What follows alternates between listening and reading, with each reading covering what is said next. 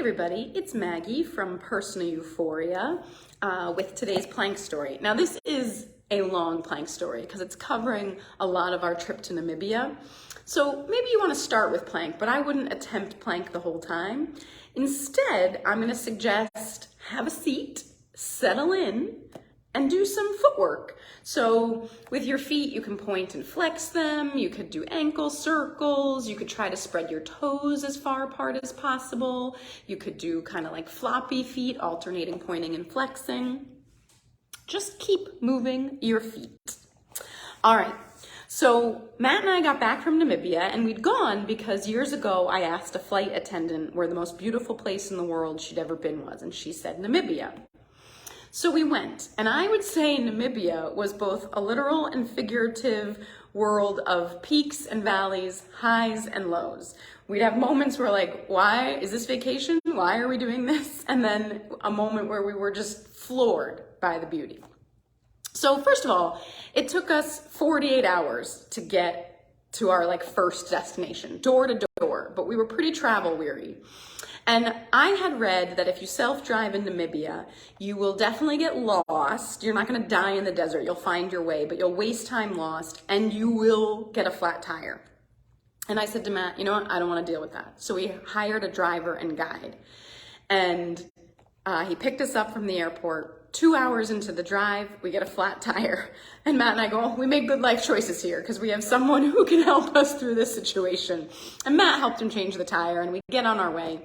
And so we're exhausted, and we get to this camp, and most of the places we stayed were tented camps, but they would put a mattress on the roof so you could sleep under the stars, and you would just fall asleep to the night sky, which is particularly beautiful in the desert because you can see every direction, and the stars just go to the horizon. So you feel truly surrounded by stars, and we could see the Southern Cross and stars you don't get to see up here in Connecticut. Then the next day, we took this sunrise hot air balloon ride, spectacular views. Then we hiked Big Daddy Dune, where the dunes are like orange with white and these texture contrasts and color contrasts, gorgeous. Then we get up and we get in a car for 8 hours of a literally bouncy, tooth rattling car ride. So every car ride was kind of like this for 8 hours. We get to a German town, spend a day there. 8-hour tooth rattling car ride. And now we're where the desert meets the ocean, which sounds like beach, but it's the most expansive beach you've ever been on with huge dunes. And I don't know why these dunes were all the same color, but I found them even more beautiful than the last dunes. And I would catch myself without even meaning to, just audibly going, wow, wow. It was spectacular beauty. Another 8-hour car ride, and we bounce around, and now we start to see animals. Now we'd seen deer and antelope, which are fine, but now we're seeing the animals you really want to see: elephant, giraffe, zebras. And on our Serengeti safari years ago, there were so many animals.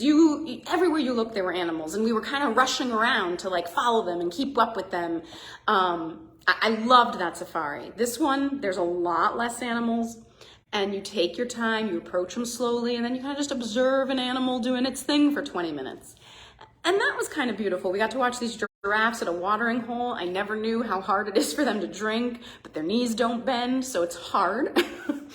Another tooth rattling car ride, and an airplane ride. And now we're at another camp, and this camp has a really big watering hole, and so animals come to it constantly. And one night, falling asleep there, the camp would light the watering hole, and this giraffe just started walking out of the bush, coming towards the watering hole, which also means towards our room. And I just fell asleep to this thinking, this is like magic. This is like a children's storybook come to life. How is this happening? Then the next day, we're supposed to fly to Cape Town. Our flight gets delayed. We spend the entire day in an airport. And when we arrive in Cape Town late, after dark, the guy who was taking us to our hotel just starts bashing Cape Town. It's awful here. You might get mugged. Don't go out at night. Be careful where you walk. You're going to lose electricity, which we did. Everything's awful. Then he starts to go into about how much better things were under apartheid. Then things get progressively more racist. It was an awkward conversation. And I had never landed in a country and had someone badmouth their place so much. And I was confused because all I'd ever heard were good things about Cape Town. And now I was like, is it safe? Can we walk? Like, what are we supposed to do here?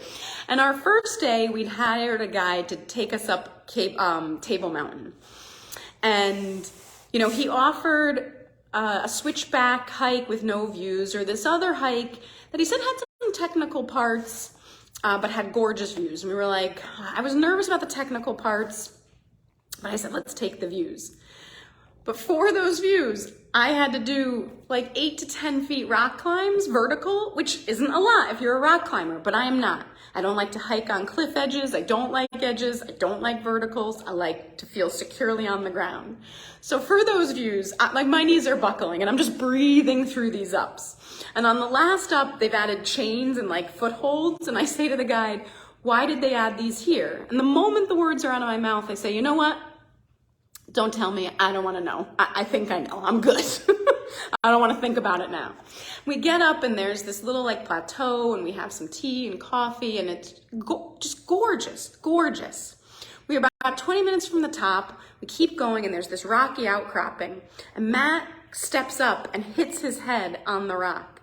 And it's a head wound, so there's like blood. He is calm. And I come over to check on it. And now I don't do well with blood. And I really don't do well with like flappy parts of skin that should be attached to other parts of skin. So I see this and I'm just like, oh, it doesn't look good. This isn't good. All I know is it needs pressure stat, but I'm not applying pressure because all I have are like dirty things and I don't know if I should just take a dusty object and stick it on his wound. So the guy, thank God, held it together and he bandaged Matt all up. We put my buff on him and a hat and he looks like he's returning from war. He's going to need 2 stitches when we get down to seal it up. But then, so we're kind of rushing to get to the top now because we always intended to take the cable car down, but it's getting windy and they can sometimes stop the cable car. And now we really want to make sure we get this cable car down.